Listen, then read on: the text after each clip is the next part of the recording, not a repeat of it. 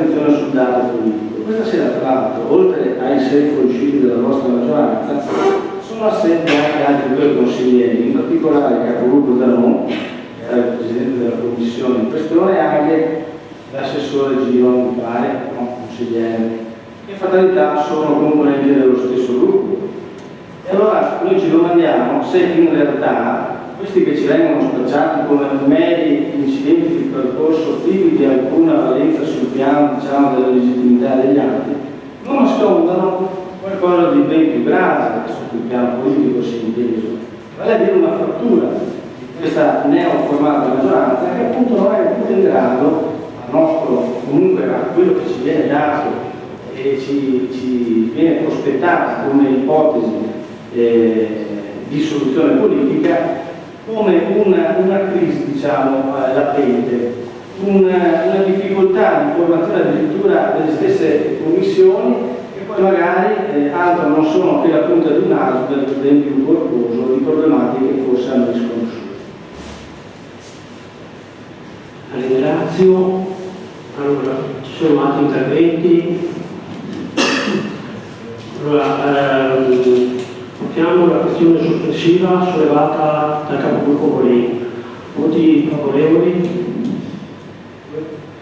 Voti contrari? Astenuti?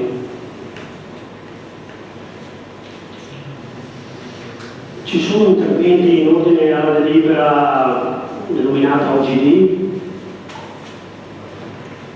Prego, consigliere Paolo.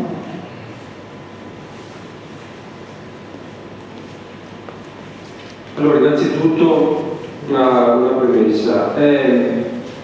Credo che sia desolante per una città turistica che conta 4,5 milioni di presenze turistiche all'anno. Desolante che questa è una città come Caorle, così importante sul piano turistico, si trovi a dover fare i conti con un vuoto che in realtà non nasce solo dalla nuova legge turistica regionale, la 11/2013, ma un vuoto che si è visto crearsi progressivamente, e mi riferisco alla presenza del lavoro dell'APT Caorle, un lavoro che negli anni è stato un lavoro prezioso, glorioso, che ha dato sicuramente un grande sostegno, un grande supporto e un grande contributo al successo dell'economia turistica di Caorle, che nel corso degli ultimi anni, per scelte politiche, per scelte gestionali, per scelte a mio avviso scellerate, questo ruolo si è sempre più indebolito fino a risultare quasi irrilevante. Un ruolo che però è comunque necessario, perché avere degli uffici che si occupano dell'informazione e dell'accoglienza dei turisti, avere degli uffici che siano in grado anche di promuovere appunto le risorse e i valori turistici che il nostro territorio offre, penso che questa sia la base fondamentale per qualsiasi città che possa dirsi turistica, per qualsiasi destinazione turistica. Fatto sta che il colpo di grazia appunto l'ha dato la riforma che la Regione ha deciso di fare con la legge 11/2013. Però, ripeto, il malato era già in essere, il cattivo funzionamento dell'APT era già sotto gli occhi di tutti da qualche tempo. Non certo per colpa dei dipendenti dell'APT, che invece anzi vanno riconosciuto una grande professionalità, un grande attaccamento al lavoro, una grande passione, nonostante appunto il quadro, il contesto lavorativo sempre più penalizzante, non solo per la località ma anche per loro che operavano all'interno dell'APT. Oggi ci troviamo di fronte, ed è la delibera che viene portata questa sera in Consiglio Comunale dalla maggioranza, ci troviamo di fronte ad all'istituzione dell'OGD, Organizzazione della Destinazione Turistica, che OGD che avrebbe il compito di surrogare un APT morente e non solo surrogare l'APT, ma perché abbiamo sentito la lettura dei contenuti del protocollo d'intesa, gli obiettivi sono molteplici e certamente il progetto è molto molto ambizioso. Vorremmo però porre una questione, perché noi potremmo riempire i protocolli d'intesa e le delibere di buoni propositi, però poi quello che determina la fattibilità, la reale consistenza dei progetti è come sempre purtroppo la questione economica. Allora, la domanda che pongo all'assessore al turismo e al sindaco, che sono credo gli artefici principali di questo risultato, questa costituzione di OGD che mette insieme praticamente tutti i soggetti pubblici e privati che lavorano nel campo turistico di Cavoli. Su quali risorse economiche può effettivamente contare questa OGD e in che misura queste risorse economiche possono essere confrontate a quelli che sono, se vogliamo avere un termine di confronto, di paragone, di quelli che sono stati i costi ordinari degli uffici IAT e gli altri uffici della PT di Cavoli in questi anni. Sono confrontabili, se sono paragonabili. E inoltre chiaramente questo delle risorse economiche è l'aspetto determinante, fondamentale, perché noi sappiamo, e il sindaco ha parlato del problema occupazionale che si viene a creare con la chiusura della liquidazione della PT per 7 nostri concittadini che lavorano all'interno di questa azienda che sta per chiudere. Quasi certamente, in extremis c'è un tentativo da parte della Presidente della provincia Zacariotto prevedere di ottenere dalla Regione una modifica normativa, ma le speranze sono, le probabilità di successo sono minime. Quindi si pone un problema occupazionale per 7 nostri concittadini. Anche su questo fronte, che tipo di garanzie è in grado di dare l'OGD? Questa appunto domanda va strettamente connessa con la precedente, cioè la copertura economica, le risorse economiche che possiamo prefigurare per questa organizzazione. Risorse sia di provenienza pubblica sia eventualmente anche di provenienza privata. Grazie consigliere, ci sono altri interventi?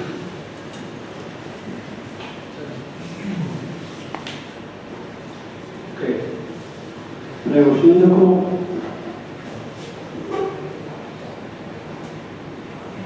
Sì, grazie Presidente.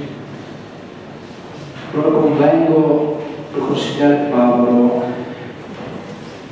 sulla bontà della legge 11 del 2013 che pare decisamente mancare. La legge 11 del 2013 che ha dato origine a questo nuovo sistema di fatto è una legge sbagliata, è una legge anche piuttosto carente che ha determinato non poche difficoltà da parte nostra e degli uffici nel capire quali fossero gli strumenti corretti, le procedure. Ancora oggi rimane comunque incertezza in alcuni passaggi se le cose sono state fatte nel migliore dei modi sotto il profilo contenutistico o meno, ma ahimè è visto che collaborazione da parte della Regione a tutti i livelli in questo ambito non è riconosciuta. Ma tant'è, la legge è stata approvata, prendiamo atto che la volontà del legislatore regionale è stata quella di portare ad istituire un nuovo organismo, quantomeno per quei comuni che ne hanno i presupposti e parametri, atteso che non tutti i comuni della costa veneta potranno beneficiare della costituzione di OGD avendo comuni meno di 1 milione di presenze nella media triennale 2010-2012. Come di Cavoli ha e abbiamo avviato il percorso già ancora quando abbiamo fatto la manifestazione di interesse nei confronti della Regione Veneto nel mese di febbraio. Prendiamo atto, ripeto, della volontà del legislatore regionale che ha detto che il turismo deve essere gestito non dalla mano pubblica, non dalla mano privata, ma dalla mano pubblico-privata. E quindi ha portato, e in questo senso è buona la filosofia del legislatore regionale, a costituire un organismo che rappresenti l'interesse pubblico e l'interesse privato, quindi assieme in questo organismo. Ricordo anche che le funzioni di OGT sono funzioni che sono proprie della PT, quindi un OGT che si occuperà di informazione, di accoglienza, di assistenza, sono proprie anche di quelle che erano le prerogative di un consorzio di promozione che è destinato ad altri liti, perché il consorzio di promozione turistica si occuperà della commercializzazione del prodotto turistico, ma la promozione sarà in mano all'organizzazione di gestione della destinazione. Quindi un organismo apparentemente complesso, ma in realtà saturo prima il contenuto necessario per il turismo è una sfida, sì, ne prendo atto. Ne siamo consapevoli che sarà una sfida, anche perché il passato non depone a favore di questo, ma rispetto al passato, ai contenitori che nel tempo sono stati creati dal legislatore statale piuttosto che regionale, c'è una differenza molto importante che forse per la prima volta nella storia di Caule si ha una volontà uniforme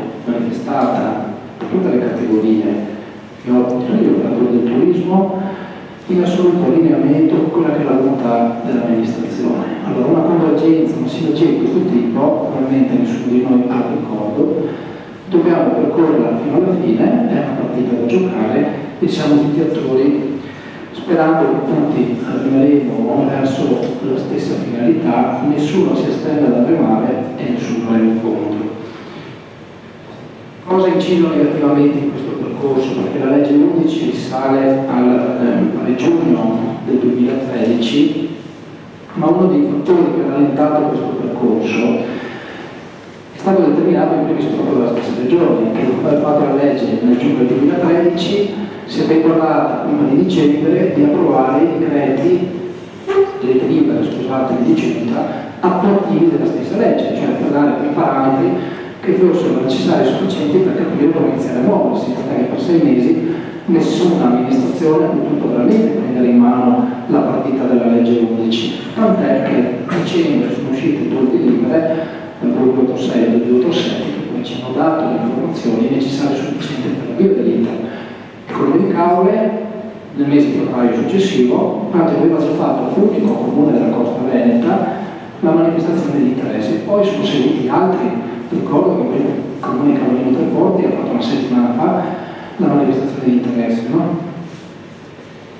Allora, un altro elemento che ha pesato fortemente oltre al tavolo della stessa Regione Veneto è stato quello relativo alla partita del Comune di Venezia, perché gli eventi importanti che hanno colpito l'amministrazione Orsoni e che di fatto hanno portato al commissariamento di quell'amministrazione e che di fatto hanno portato a far sì che addirittura il governo Renzi abbia dovuto dare una proroga all'entrata in vigore della città metropolitana, che ovviamente ha competenze in materia di turismo e che avrebbe dovuto entrare in vigore per gennaio quest'anno, scusate, del prossimo anno, e procedura che invece prenderà vita un anno dopo, entrare in vigore il 1 gennaio 2016. Questo ha determinato un rallentamento per il quale oggi le scelte del Comune di Venezia, che non è l'ultimo comune del litorale, portano a far sì che non possono essere prese da un commissario o un subcommissario avente prettamente carattere politico. Un ulteriore elemento che ha pesantemente limitato l'approccio sulla costituzione dell'OGT che è rallentato è stato quello relativo alle sorti della provincia. Sorti della provincia che oggi pure è prorogata su proroga, ma che avrebbe dovuto, nella logica del legislatore, morire, lascia spazio almeno per la ex provincia di Venezia alla città metropolitana. Oggi la provincia di Venezia in proroga, privata dell'80% delle sue risorse, non avrà certamente, probabilmente le competenze sicuro no, ma le risorse nemmeno, Allora, la Regione Veneto che non metterà risorse, una provincia che non ha competenze e risorse, la palla è passata in mano ai comuni del litorale, chi è andato un po' più avanti come il comune di Caude, chi è rimasto un po' più indietro come altri comuni. Ripeto però, nella condivisione oggi che è stata trovata in un protocollo di cui l'assessore Russo ha dato lettura, troviamo che ci sia una consacrazione di quello che è il valore primario oggi della nostra comunità, che seppur nati come gruppo di pescatori 50 anni fa, oggi indubbiamente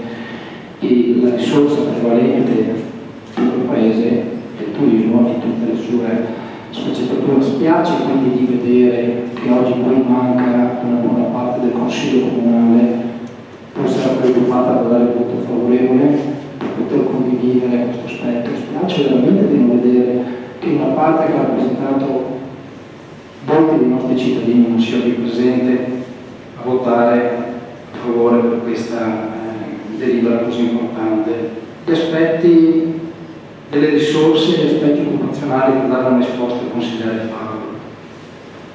Allora, sulle risorse l'ITAR oggi prevede che dopo la delibera di questo Consiglio Comunale e le analoghe delibere da parte di tutti i componenti di OGD provino sul testo di protocollo, si passi alla sottoscrizione. Quindi i tempi sono dettati al Consiglio. Oggi io invito anche i due consiglieri di minoranza a votare favorevole a questa delibera, al di là della pregiudiziale sollevata.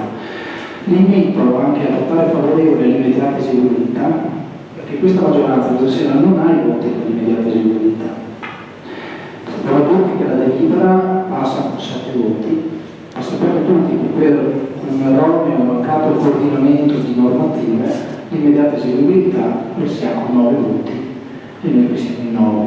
Quindi io invito veramente la minoranza ad accelerare con noi questi tempi in modo da non perdere tempo, in modo da passare alla sottoscrizione del protocollo nei prossimi giorni, se no abbiamo un ulteriore rallentamento. E perché lo dico? Perché dopo la sottoscrizione del protocollo dovremo accreditarsi le regioni, e perché quando la regione ci avrà accreditato il protocollo saremo in grado di convocare la prima riunione del GD, che è la riunione importante, e sto rispondendo alla domanda del consigliere Favaro, perché dovrà approvare il regolamento di funzionamento. È lì che l'amministrazione comunale o le categorie deciderà quali sono le risorse di OGD. È chiaro ed è evidente che una delle primarie risorse di funzionamento di questo nuovo organismo di turismo sarà l'imposta di soggiorno, e non potrebbe essere diversamente, essendo proprio un'imposta che ha una funzionalità speciale, specifica, destinata a quell'ambito. Cosa come percentuale di categorie metteranno soldi non lo so. Certamente l'amministrazione c'è, è presente, e questa è la finalità che vuole proporre con questo tipo di imposta. Quindi discuteremo della prima riunione, ecco perché vi stimola e vi invito comunque ad accelerare con i tempi, in modo da rispettare la volontà di questo legislatore regionale che ci dice che al 3 di gennaio OGD deve essere in funzione. I tempi ce li abbiamo, unico probabilmente il comune della Costa che riuscirà tempo utile ad approvare il regolamento se votate l'immediata eseguibilità. L'immediata eseguibilità con noi. Per quanto riguarda gli svolti occupazionali, io ricordo la riunione che abbiamo tenuto un paio di settimane fa, promossa dalla Presidente Zaccareotto in provincia, per la quale la Regione Veneto nemmeno si è presentata. Non si sono presentati 2 assessori di riferimento, non si sono presentati dirigenti di riferimento. Un chiaro segnale politico di dire arrangiatevi al vostro turismo, fate voi, no, avete il posto di soggiorno, arrangiatevi, la Regione non darà più un becco di quattrino a nessuno, non finanziare la provincia.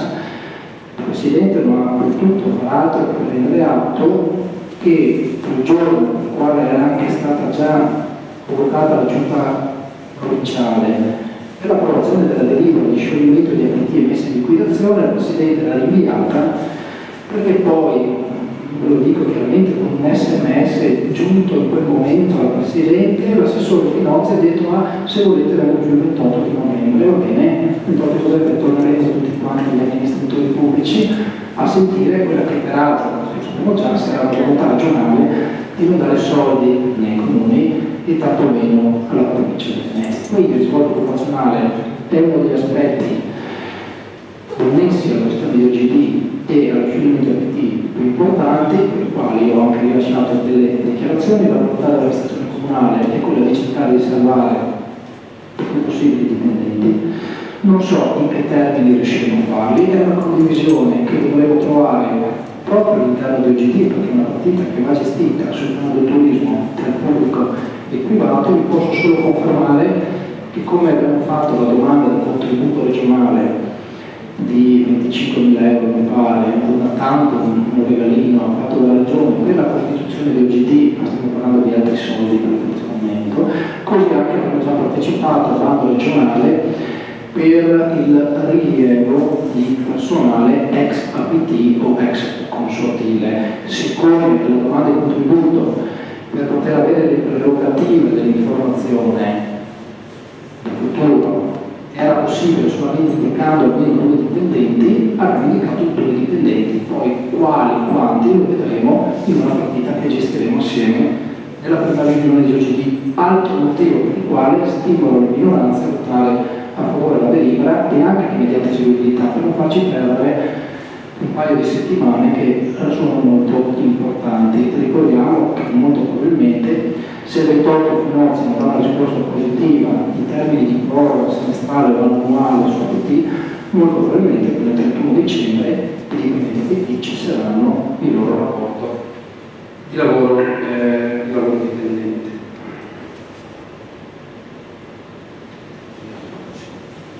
Grazie Sindaco, prego consigliere. Allora, Sindaco, sulle 2 domande, le mie 2 domande, quella relativa alle risorse economiche, quella relativa alle garanzie occupazionali che questa OGD può offrire agli attuali dipendenti o comunque ad altri eventuali dipendenti di cui l'OGD avrà bisogno. Mi pare che le sue risposte siano state piuttosto fumose e quindi insoddisfacenti. Ripeto però la domanda. Lei dice tutto viene rinviato all'approvazione del regolamento di funzionamento, che è la tappa successiva alla sottoscrizione del protocollo e all'accreditamento da parte della Regione. D'accordo, però io credo che nelle riunioni, negli incontri che si saranno svolti presumibilmente tra i soggetti che hanno concordato di sottoscrivere questo protocollo d'intesa che fa nascere, costituisce l'atto di nascita dell'istituzione della OGD, penso che nel momento in cui si è condiviso un progetto si sarà ragionato anche sui costi, sul budget, sull'ordine di grandezza delle risorse economiche da mettere in campo e quindi anche il problema di dove andarle a pescare queste risorse economiche, che altrimenti penso che abbiate ragionato in astratto per far nascere qualcosa rinviando a dopo la nascita la valutazione economica e quindi anche la verifica anche della reale sostenibilità di questo progetto, perché scopriamo cosa succede se scopriamo che dopo la sottoscrizione del protocollo d'intesa le risorse economiche sono insufficienti, facciamo un buco nell'acqua, facciamo un fiasco clamoroso. Allora non mi pare credibile, credo che seriamente e responsabilmente abbiate affrontato il discorso economico. Quindi credo che questa sia anche la sede per portare in luce i ragionamenti che avete fatto. Certo, non basta secondo noi dire la fonte di finanziamento principale sarà giocoforza l'imposta di soggiorno. A quanta parte dell'imposta di soggiorno e in che termini sarà possibile trasferire questo gettito che il Comune incamera ad un organismo che è un soggetto diverso dal Comune stesso. In Commissione avete fatto presente che ci sono le norme comunitarie che pongono dei vincoli sulla quantità di trasferimenti possibili ad un soggetto che ha una natura che si configura come soggetto pubblico-privato. Ecco, su queste cose vorremmo che ci fosse un po' più di chiarezza precisione anche nelle risposte, Sindaco, e chiedo quindi nuovamente pongo le stesse domande. E anche dal punto di vista occupazionale io credo che occorra responsabilmente fornire una risposta al Consiglio Comunale e quindi indirettamente anche ai cittadini e ai diretti interessati. Fornirle in maniera chiara, che sia, se siamo in grado di fornire delle rassicurazioni, se invece queste rassicurazioni non ci sono, beh, possiamo anche dirlo, non c'è nessuna certezza, neanche dal punto di vista occupazionale. Però che sia detto chiaramente. Grazie. Grazie consigliere Paolo. Prego Sindaco. Pensavo di aver risposto, ma prendo atto che la risposta non è sufficiente. Allora, spiego al consigliere Paolo del Consiglio come funziona la questione GD, perché erroneamente il consigliere Paolo ha parlato che abbiamo approvato un progetto, no? Basta leggere il protocollo per capire che abbiamo approvato il protocollo d'intesa, dove si dice cos'è il mercato di turismo, che tipo di turismo vogliamo fare, quali sono i soggetti interlocutori. Facciamo in forza della legge 11 che chiara dice un progetto che si approverà dopo, non questa sede, non approviamo progetti oggi, per un accordo. Vogliamo sederci al tavolo tra il Comune di Caule, la Fondazione, l'ASCO, gli Arenili, l'ACA, la FIAIF, mi pare di non aver dimenticato nessun altro in questa prima fase. Lo vogliamo fare come un protocollo aperto, per cui se altri vogliono entrare domani lo potranno fare. E lo vogliamo fare, lo dice l'articolo 2, e non stavo a leggerlo, e ci mettiamo insieme per fare il nuovo piano del turismo, un concetto in bianco e un concetto in bianco, ma tant'è che il protocollo deve essere strutturato così, non approviamo progetti oggi. Abbiamo identificato, però, tra i tanti interlocutori che sottoscriveranno il protocollo, che dovrà essere soggetto autore, ma per un semplice motivo giuridico. Siccome il protocollo d'intesa non è una SPA, non è una SRL, non è un consorzio, non ha capacità giuridica, non ha personalità giuridica, non è titolare di rapporti attivi e passivi, semplicemente l'OGT non può né fare un contratto, né assumere personale, non fa niente.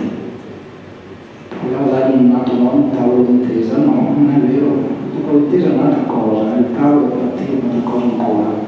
Tant'è che tutte queste ipotesi vengono confrontate alla legge 11. Abbiamo scelto di fare il protocollo d'intesa. Nel protocollo d'intesa viene individuato un soggetto tuttore, nel caso di specie il consorzio di promozione.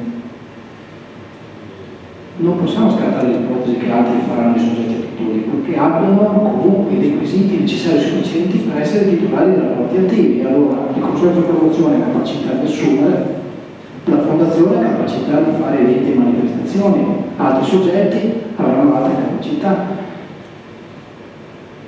Chi fa il progetto? Lo fa il soggetto produttore.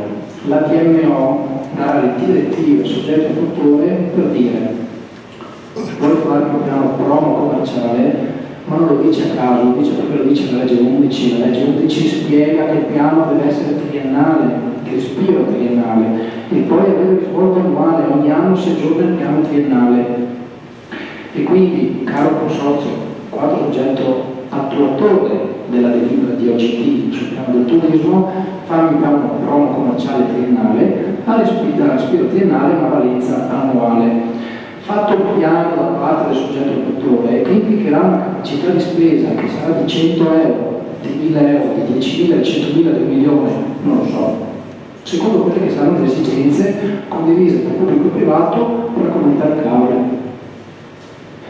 Quello che sarà portato all'attenzione di OGD è un piano promo commerciale che dovrà essere approvato da OGD e che dovrà essere approvato dal Consiglio Comunale, perché è inevitabile che OGD avrà una capacità di impegnare una spesa che avrà inevitabile riflesso sul Consiglio Comunale e quindi passerà in giunta e passerà in Consiglio prima della legittima approvazione.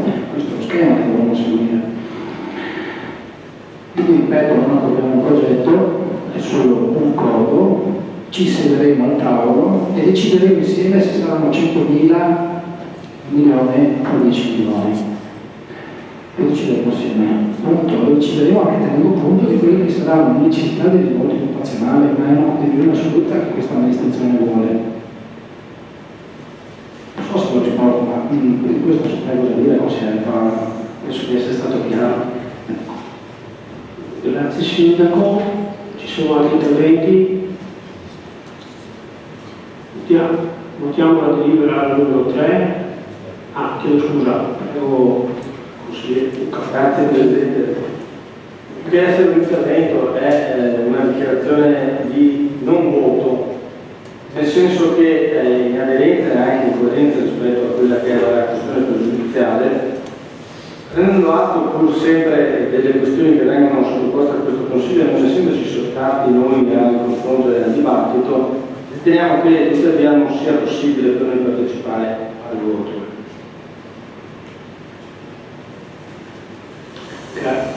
Grazie del capogruppo Guarini.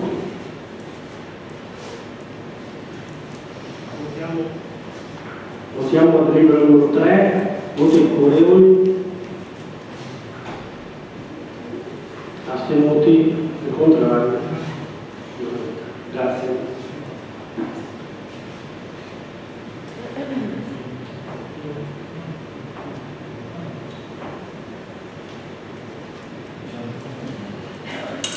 Passiamo ora al quarto punto dell'ordine del giorno, variazione numero 5, bilancio di previsione 2014-16, relazione dell'assessore Minoia. Prego Assessore.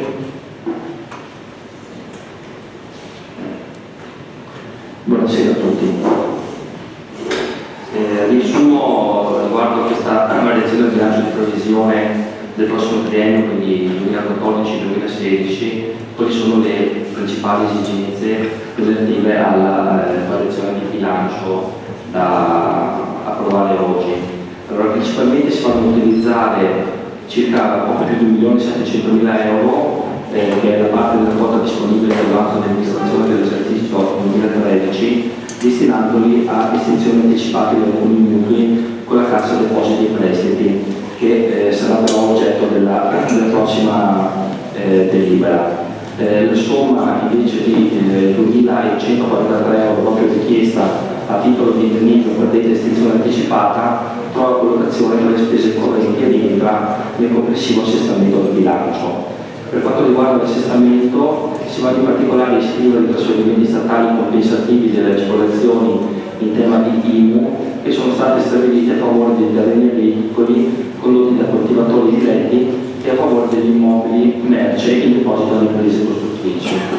Si sconta una riduzione anche nello stanziamento relativo all'assegnazione di una quota del Fondo di Solidarietà Comunale per oltre 133.000 euro che vengono comunque compensati nell'ambito del generale riequilibrio delle poste di bilancio con minori spese o maggiori entrate, come meglio specificato negli allegati.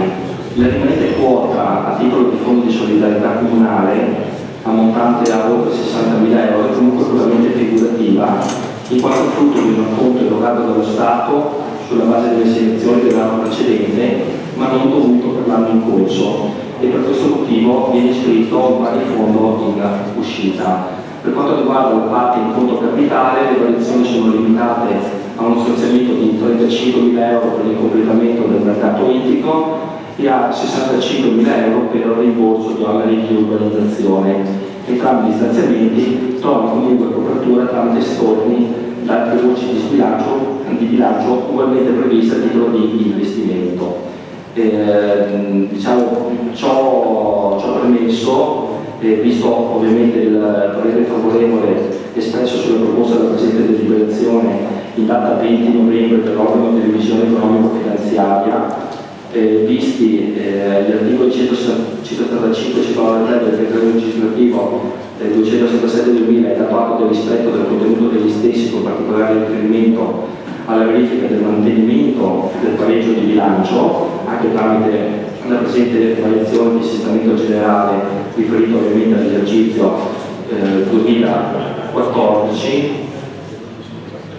si chiede al Consiglio Comunale di deliberare, primo, di apportare il bilancio di previsione 2014-2016 le variazioni dei siti premessa come riassunte nel prospetto costituente dall'allegato numero 1. Di tale atto che in conseguenza della presente variazione al bilancio devono ritenersi aggiornati i documenti del documento unico programmatico 2014-2016, di dare atto del rispetto delle norme di legge dinanzi richiamate, di dare atto in particolare che anche dopo la presente variazione è garantito il rispetto del principio di pareggio del bilancio aggiornato nella somma di 37.228,52 € al netto dell'anticipazione di tesoreria delle partite di giro come dato aspetto costituente dall'allegato numero 2, di dare atto del tendenziale rispetto del patto di stabilità come dato aspetto costituente dall'allegato numero 3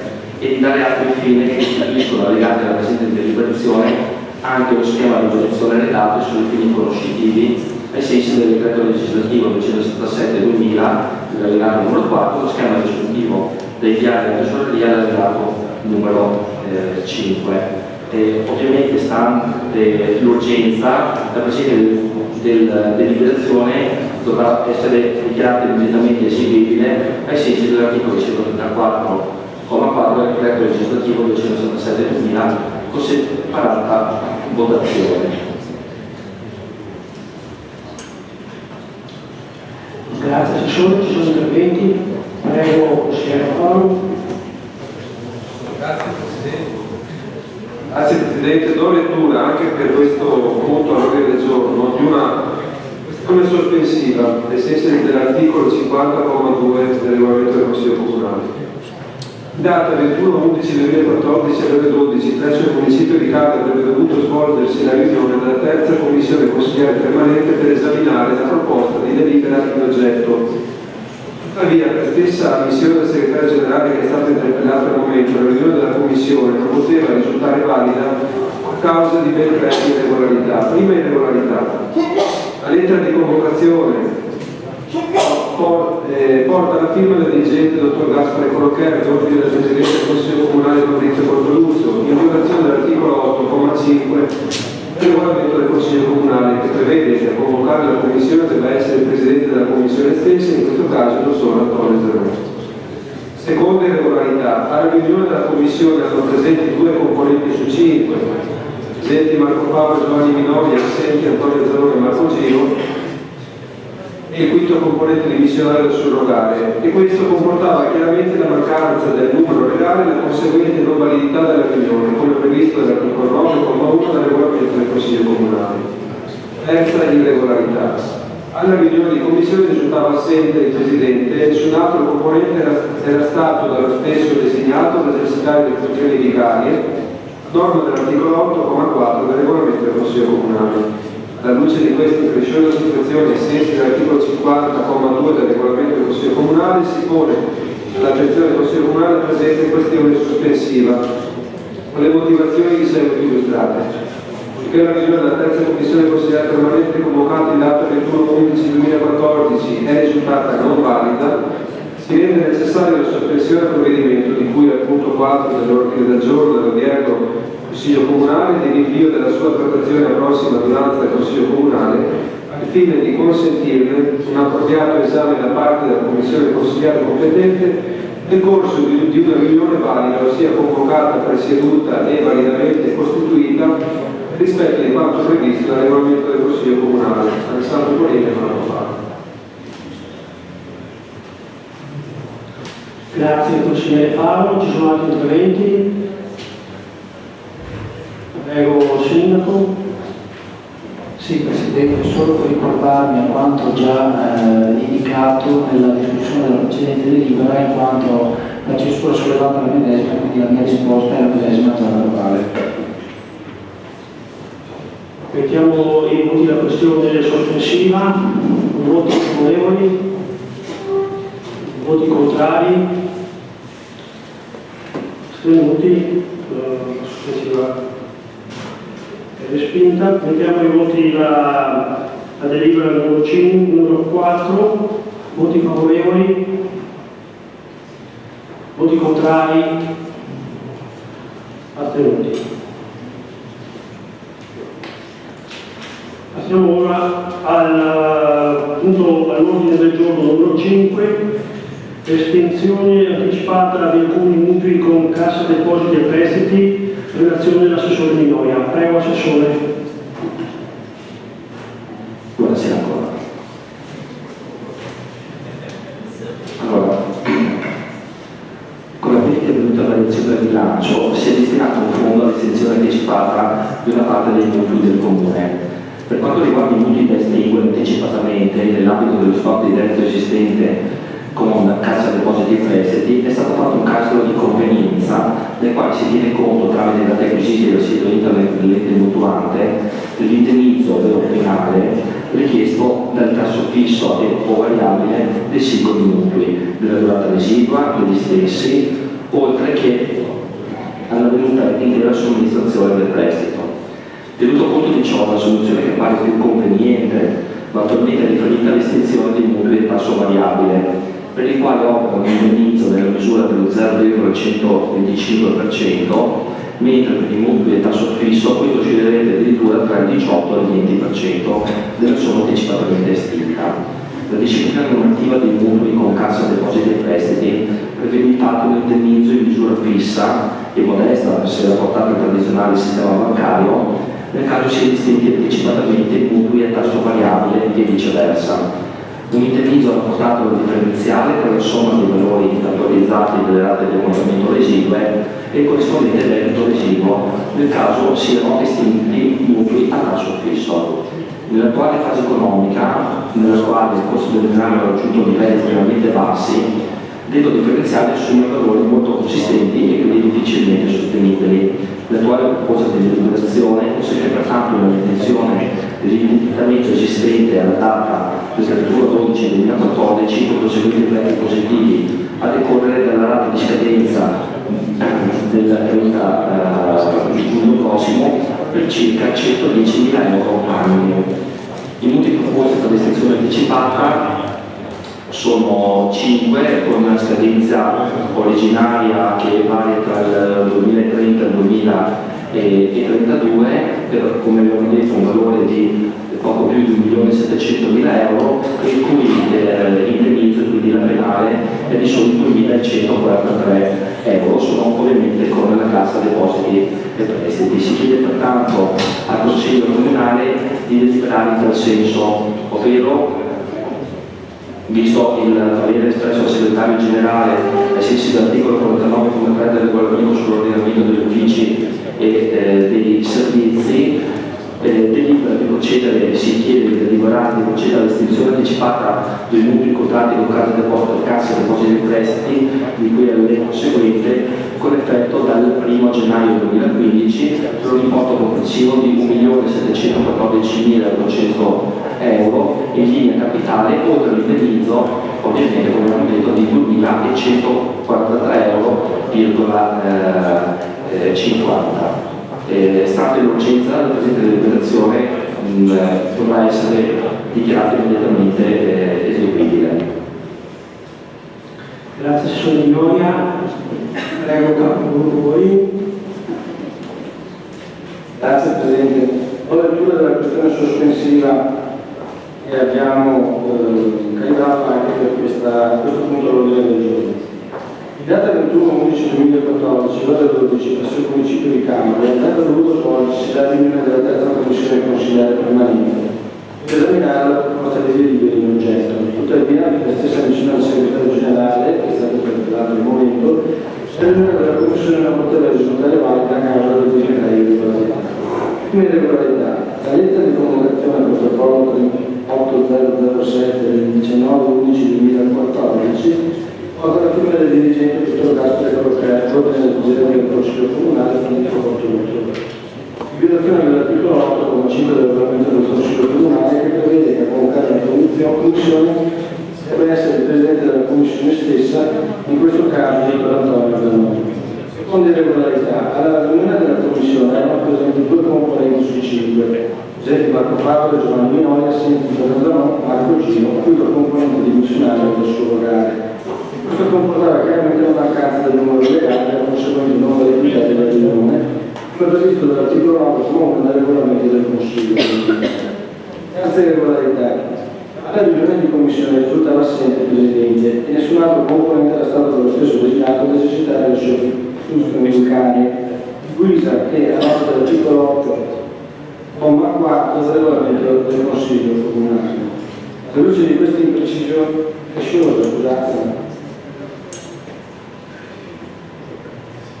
alla luce di questa impressione situazione, ai sensi dell'articolo 50,2 del regolamento del Consiglio Comunale, si pone all'attenzione del Consiglio Comunale la presente questione sospensiva con le motivazioni di seguito illustrate.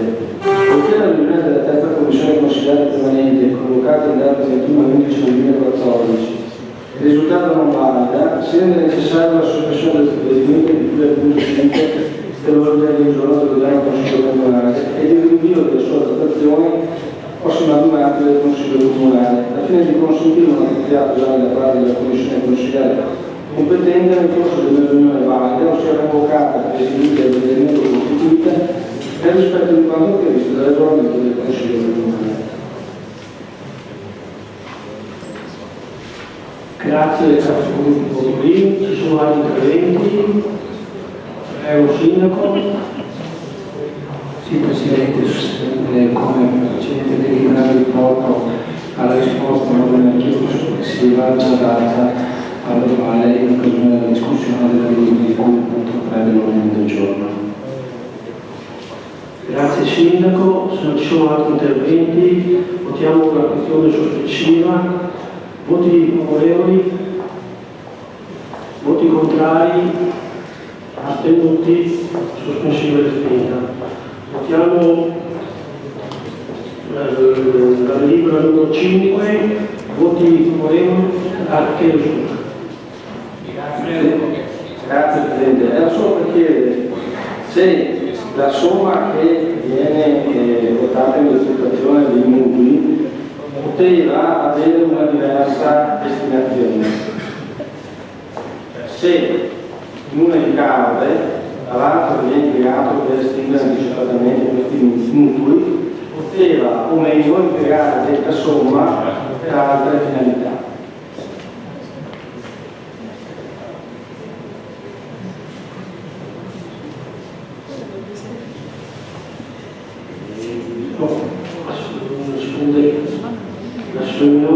No, allora questi soldi, essendo derivati dal mazzo di amministrazione, entravano all'interno del patto e quindi diciamo, abbiamo approfittato di questa opportunità per diciamo, andare a estinguere questi mutui che ricordiamo comunque riescono di conseguenza visto che finivano diciamo, intorno al 2030 ci danno la possibilità di avere fino ovviamente a data disposizione 110.000 euro annui che comunque non sarebbero stati diciamo, liberi e quindi non avremmo potuto utilizzare diversamente.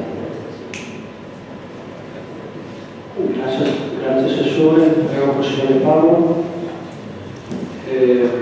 Ringrazio l'assessore per la risposta, però io ricordo che in commissione di fronte ad una domanda simile a quella posta dal gruppo Bolini, la risposta